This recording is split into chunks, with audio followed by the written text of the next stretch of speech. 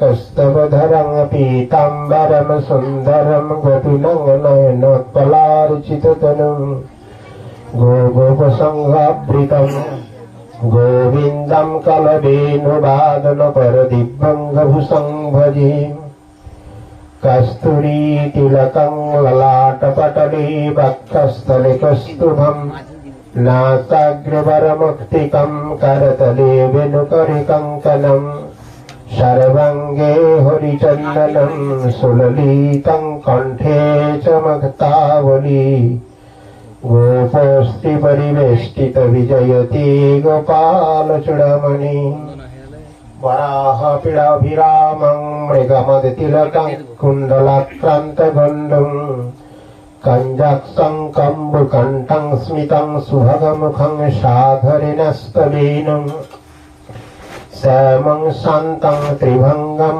रविकरवसनभूषितं वैजयन्ता वन्दे वृन्दावनस्थं जुगती शतवित्तं नमो ब्रह्मा गोपालवेशम् जयतां शरतो पङ्गुमम मन्दमतेर्गति मत्सर्वस्वपादं भज राधा मदनमोहनो देवती बिन्दारण्यकल्पद्रुमाधो श्रीमद्रत्नागर सिंहासनस्थो श्री श्री राधा शिलगोविन्द देवै पष्टलिभ्य सर्वमानं स्मरामि श्रीमानरसरसरं भीमं शिवतटस्थितं कार्शनवेनशनैकगोपी गोपीनाथ श्री अस्ति नमः तप्तकाञ्चन गौराङ्गी राधे वृन्दावनेश्वरी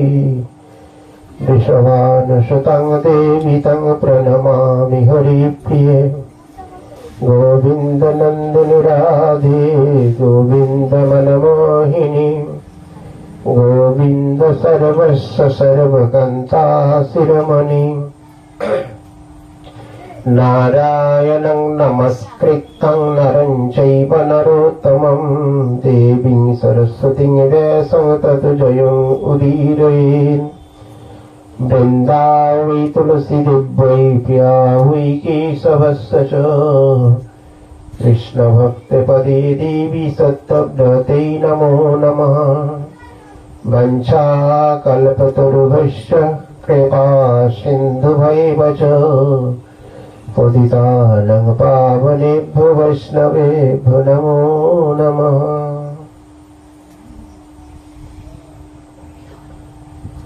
श्री श्री हरिगुरु वैष्णवेर আহিত কৃপা ভিক্ষা করে আদ্য বৈবস্ততমনন্তরের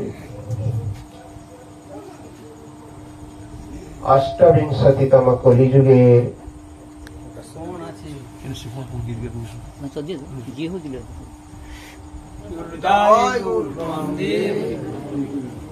পঞ্চশত ঊনচতুর্শত গৌরাব্দে শুভ জ্যৈষ্ঠ মাসে দ্বাদশী তিথি সীতানাথ দাস মহাশয়ের বাসভবনে উপস্থিত বৈষ্ণবদের শ্রীচরণে দণ্ডবত প্রণাম জানিয়ে তৎপর উপস্থিত অন্যান্য শ্রদ্ধালু সজ্জন বৃন্দকে যথাযথ সম্মান জ্ঞাপন পূর্বক ভক্ত ভগবানের অমৃতময় লীলা কথা শ্রবণ করে শেষ আত্মমঙ্গল বরণ করার চেষ্টা করছি। নিতাই গৌর প্রেমানন্দে। আজকে বৃন্দাবন দাস ঠাকুরের শুভ আবির্ভাব তিথি। বৃন্দাবন দাস ঠাকুর যিনি চৈতন্য ভাগবত কিংবা চৈতন্য মঙ্গল যার পূর্বে নাম ছিল, সেই চৈতন্য মঙ্গল যিনি রচনা করেছেন সেই বৃন্দাবন দাস ঠাকুর।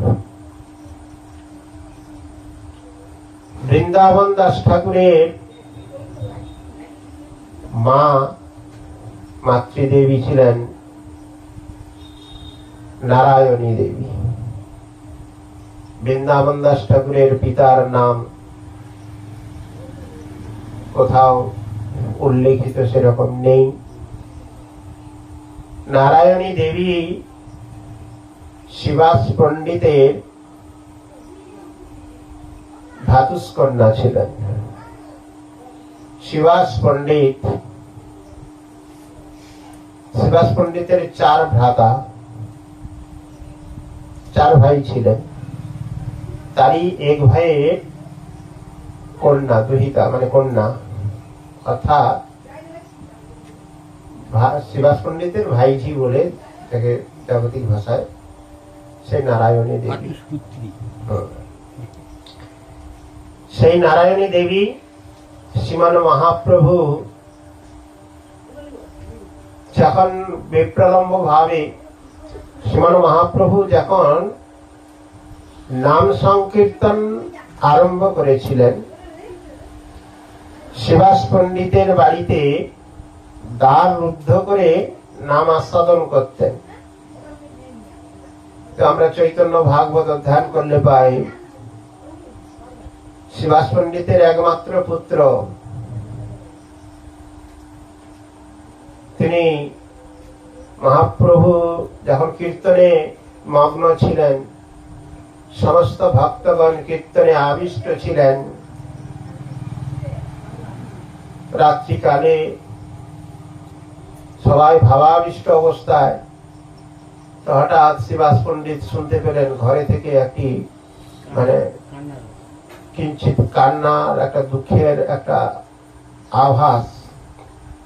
তিনি তৎক্ষণাৎ এসে জানতে পারলেন, নাম কীর্তনের ঘর থেকে এসে যখন জানতে পারলেন যে তার একমাত্র সন্তান, সেই সন্তান দেহত্যাগ করে চলে গেছেন।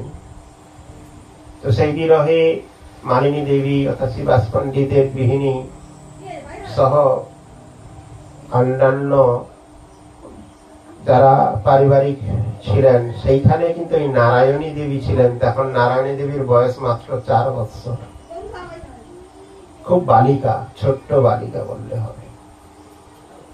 সেই নারায়ণী দেবী ছিলেন। তো সেখানে কান্নাকাটি চলছে। তো শিবাস পণ্ডিত এখন বলেছিলেন যে তোমরা চুপ করো, কান্নাকাটি করো না। কান্নাকাটি করলে মহাপ্রভুর সেবায় বিঘ্ন হবে। মহাপ্রভু নাম কীর্তন করছেন, ভক্তদের সঙ্গে নাম রস আস্বাদন করছেন। এই মতো অবস্থায় তোমরা যদি ঘরের মধ্যে এরকম কান্নাকাটি আদি করো, তো ভগবানের নামরূপ সেবার বিগ্রহ ঘটবে, বিঘ্ন ঘটবে। অতএব এরকম সেবা প্রবৃত্তি শিক্ষা দিচ্ছেন শিবাস পণ্ডিত। আমরা বাড়িতে হরি কথা হলে জোরে জোরে চিৎকার করে কথা বলি, ব্যাঘাত সৃষ্টি করি। বৈষ্ণবরা বাড়িতে এলে বৈষ্ণবদেরকে সেবা করার পরিবর্তে বৈষ্ণবদেরকে খাটিয়ে নিতে আমরা ব্যস্ত থাকি। বৈষ্ণবদের সেবা কিভাবে করতে হবে, যেন তেন প্রকারে বাড়িতে ভক্তরা এসেছেন, সেটা বড় সৌভাগ্য। একসঙ্গে আপনারা ভাবুন, বাড়িতে কোনো অনুষ্ঠান করলে ভক্তর সমাগম হয় না, কিন্তু আজকে গুরু কৃপা বলে, গুরুদেবের নির্দেশানুসারে এত বৈষ্ণব একত্রিত সমবেত হয়েছেন। কার কৃপায়? গুরু কৃপা হি কেবলম নিতাই গৌর প্রেমানন্দে। আপনারা আহ্বান করে বৈষ্ণবদেরকে আনতে পারবেন না, কিন্তু বড় সৌভাগ্য ফলে এই জিনিসটা যদি আমরা যতক্ষণ না উপলব্ধি করি, বৈষ্ণব সেবা কি জিনিস। বারবার চৈতন্য ভাগবত আমরা অধ্যয়ন করছি, তার পদে পদে যে কথা বলেছেন যে কৃষ্ণ ভক্তি লাভ কি করে হবে। প্রভু কহে বৈষ্ণব সেবা নাম সংকীর্তন, 2 করো শীঘ্র পাবে শ্রীকৃষ্ণ চরণ। বৈষ্ণব ছাড়িয়া বৈষ্ণব সেবা নিস্তার পাইয়াছে কেবা। ভক্ত সেবা করলেই ভগবানের সেবা হবে। সেই সেবা প্রাণ, সেবা প্রবৃত্তি যদি আমাদের জাগ্রত না হয়, আমরা অনেকেই আস্ফালন করে বলতে শুনেছি, আমি তো গুরু মহারাজের শিষ্য, কে বলে আমি তো আচার্যবাদের শিষ্য, কে বলে আমি আমি গোস্বামীপাদের প্রথমার্ধের শিষ্য, আমি 30 বছর ভজন করছি, কে বলে আমি 40 বছর ভজন করছি। কিন্তু বাস্তবিক আমি ভজনে কতটা উন্নতি হয়েছে, কতটা আমি কারুণত্ব হৃদয় হয়েছে, কতটা গুরু বৈষ্ণবদের প্রতি আনুগত্য রয়েছে, কতটা আমার বৈষ্ণব সেবার প্রাণ রয়েছে, এটা আমাদের দেখতে হবে। আমি অবাক হয়ে যাই, প্রত্যেকটি বাড়িতে অধিবেশন যখন হয়, সাধারণ কথাগুলো বারবার বলতে হয়। আমরা পরপর অধিবেশন করছি, প্রত্যেক বাড়িতে যাচ্ছি, সেই সেবা প্রবৃত্তি আমাদের মধ্যে কেন আসছে না? আমি বাড়িতে বিগ্রহ রেখেছি, আমি বাড়িতে আলক্ষ্য রেখেছি, আমি ভগবানের সেবা করছি, কিন্তু সেই সেবা বৈষ্ণবরা আসলে আরো দ্বিগুণ হবে। তো আমার বাড়িতে সেবার কখনো ফাঁক ফোকর থাকলে, কিন্তু বৈষ্ণবরা এসেছেন একটা উৎসব করছি, সে সেবা তো আরো দ্বিগুণ, পঞ্চগুণ, 10 গুণ ভাবে বর্ধিত হবে। আমরা চাই, দেখুন ভবতারণ প্রভুর আশ্রম করেছেন, নিশ্চিন্ত রাধা গোবিন্দ সেবাশ্রম, মাঝে মাঝে সেখানে আহ্বান করে। আচ্ছা, সেখানে একটি আসনও পেতে দেন তারা। কাউকে তো বলেন না আমার আরতিটা একটু করে দিন, কাউকে বলেন না প্রভু একটু পরিবেশন করে দিন। তাহলে আমার বাড়িতে এসে বৈষ্ণবদেরকে আরতি করতে হবে কেন? আমি বিগ্রহ রেখেছি, বৈষ্ণবরা এসে এখানে আমার আরতি করে। তাহলে এই সেবা প্রবৃত্তি আমার মধ্যে যদি না হয়, আমার বাড়িতে বৈষ্ণবরা আসছেন, বাড়ির সদস্যরা যে বৈষ্ণবদেরকে আহ্বান, তাদেরকে প্রণাম, তাদেরকে অভ্যর্থনা, এগুলো হচ্ছে সেবা প্রবৃত্তি। যদি বৈষ্ণব সন্তুষ্ট না হয়, ভক্ত সন্তুষ্টতা না আসে, ভগবানের সুখ বিধান হবে না। অতএব আমরা ভগবান সেবা, ভগবানের সাক্ষাৎ সেবা বা ভগবানের সঙ্গে সম্পর্কটা স্থাপন করছি কার মাধ্যমে? আমরা যে গুরুদেবের কাছে আশ্রিত হয়েছি, সেই গুরুদেবই আমাদেরকে চিনে না। সে চিনিয়ে দেন কে? বৈষ্ণবগণ। তাহলে ক্রমান্বয়ে আমাদের উঠতে হবে, সিঁড়ির ধাপ আমরা লাফিয়ে যেতে পারি না। বৈষ্ণব সেবার দ্বারা গুরুদেবী প্রসন্ন হবেন, গুরু সেবার দ্বারা ভগবান প্রসন্ন হবেন, তবে না আমি ভগবানের কৃপা লাভ করব, তবে না আমি ভগবানের সেই শুদ্ধ ভক্তির ধারা জানতে পারবো। শুদ্ধ ভক্তি, আমরা শুদ্ধ ভক্তি অনুশীলন করব কি করে? আমাদেরকে করাবেন কে? বৈষ্ণবরা। অল্পেতে আমরা ক্রোধান্বিত হয়ে যাই, রেগে যাই। বৈষ্ণবরা এলে এই ধমক দেয়, এই এটা করো, ওটা করো। কার জন্য করেন? আমাদের ভালোর জন্য করেন। সেই বিষয়টা যতক্ষণ না আমরা উপলব্ধি করছি, আমরা হরিনাম আশ্রয় করেছি, নিষ্ঠা সহকারে নাম করব, সেই নামের রুচিটা আসবে কোথা থেকে?